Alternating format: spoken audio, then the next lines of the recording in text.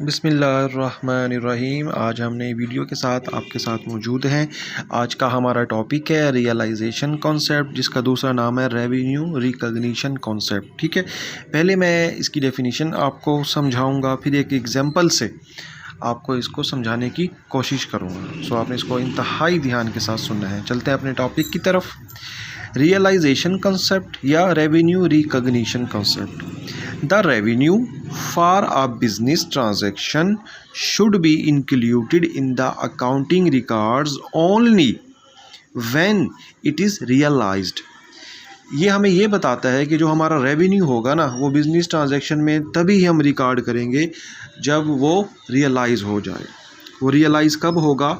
जब हम सेल और सर्विसेज को अर्न कर लेंगे, तब जाके वो रियलाइज़ होगा। ठीक है, अब इस रेवेन्यू रिकॉग्निशन या रियलाइजेशन कॉन्सेप्ट में ना 3 कंडीशन हैं।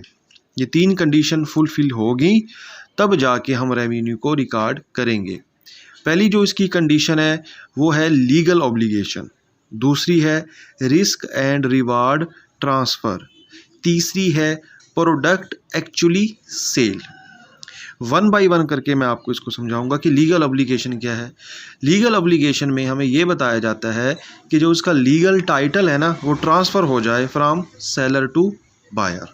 ठीक है, रिस्क एंड रिवार्ड ट्रांसफ़र से मुराद ये है कि अगर वो चीज़ टूट फूट जाए, ख़राब हो जाए, जब हम उसको सेल कर दें तो वो उसी की है। और रिवार्ड से मुराद उस चीज़ का जो फ़ायदा होगा, जाहिर सी बात है जो ख़रीदेगा वही फ़ायदा उठाएगा, तो उसका रिस्क और इसका रिवार्ड वो दोनों ट्रांसफ़र कर देंगे हम। तीसरा, प्रोडक्ट एक्चुअली सेल, असल तौर पे वो एक्चुअली तौर पे वो सेल हो गई हो। ठीक है, ये तीनों कंडीशन फुलफ़िल होंगी तब जाके वो रेवेन्यू रिकॉग्निशन कॉन्सेप्ट कहलाएगा। एक एग्जांपल से आपको समझाता हूँ कि मैंने एक जूता उधार बेचा। ठीक है, अब 500 रुपये का मैंने उसे जूता उधार बेच दिया। ठीक है, अब उसने वो जूता ले लिया उधार। ठीक है, अभी पैसे नहीं दिए। ठीक है, अब हम तीनों कंडीशन इस पे अप्लाई करते हैं। क्या लीगल ऑब्लिगेशन हुआ? बिल्कुल लीगल ऑब्लिगेशन हुआ। क्यों? जूता तो उसने ले लिया लेकिन अभी पैसे नहीं दिए। लीगली तौर पे तो वो बाउंड है हमारे पैसे देने का। अगर वो पैसे नहीं देगा तो हम कोर्ट में जा सकते हैं। दूसरा, उसका जो रिस्क एंड रिवार्ड वो भी ट्रांसफ़र हो गया। रिस्क कैसे ट्रांसफ़र हुआ? अगर वो जूता टूट फूट जाए तो उसी का ही है। रिवार्ड उस जूते का फ़ायदा वही उठाएगा, वो भी हमने ट्रांसफ़र कर दिए। तीसरा, प्रोडक्ट एक्चुअली सेल, बिल्कुल इसमें सेल हुई है। वो जूता हमने उसको दे दिया एक्चुअली तौर पे, ये सेल हो गई है, तो वो जूता उसी का कहलाया ना। ठीक है, अब इसको दूसरे पॉइंट ऑफ व्यू से देखते हैं कि हमने एक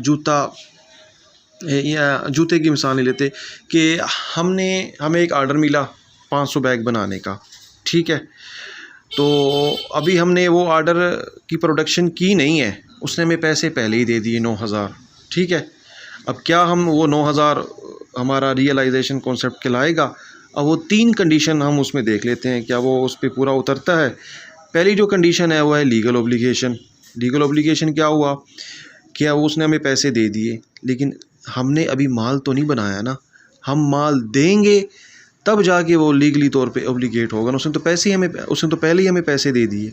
ठीक है, रिस्क एंड रिवार्ड ट्रांसफ़र, अभी चीज़ बनी ही नहीं है, हमने वो प्रोडक्शन बनाई ही नहीं है, तो वो किस तरह उसको रिस्क और रिवार्ड ट्रांसफ़र होगा?